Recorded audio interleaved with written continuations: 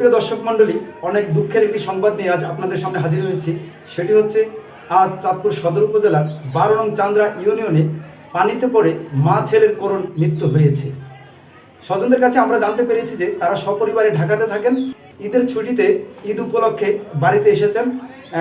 আজকে সকালবেলা তার দুই ছেলে নিহত খাদিজা বেগমকে গোসলের তাগিদ দিয়ে তারা বাড়ির একটি পুকুরে গোসল করতে যান এবং সেখানে তার দুই সন্তান পানিতে পড়ে যায়।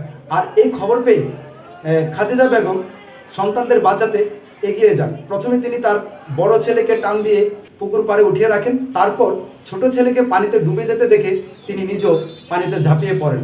কিন্তু তারা কেউই সাঁতার না জানার কারণে কিন্তু পুকুরের পানিতে ডুবে মারা যান।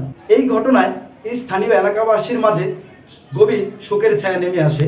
আর এই খবরটি প্রচারের উদ্দেশ্য হলো এটাই যে আপনাদের বাড়িতে যাদের শিশু সন্তান রয়েছে, আপনারা কিন্তু আপনাদের শিশু সন্তানদেরকে চোখে চোখে রাখুন এবং সতর্ক থাকুন।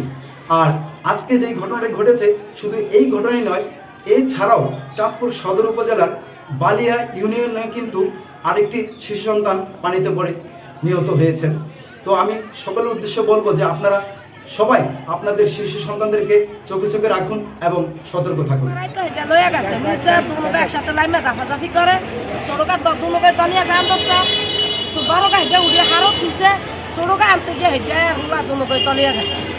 হ্যাঁ ছোট হুলা বলিয়ে আমার নন্দ জামাইরে বলিয়া কয় বারো উঠে থেকে উড়াইছে কয় ইয়া করছে আনেন আঙ্কেল আঙ্গর বাসান কই সাদা তো বা বলি আইয়া কাল হেঁটে কাল সিউর বাইতে সবাই দিয়ে লাইমা হুয়াকাল পুরা সারে সবাই লাইমা ডুবাইতে হাই না যাও তাই না তো হোলা উড়াইছে আর কয় মাইকে হোলা কাঙ্গ মাই ডুবতে বড় ভাই জায়গা আছে ওখানে হেগের আবার বিষাইতে জাল তাই না তো হেগের। উনি কি সাঁতার জানে না?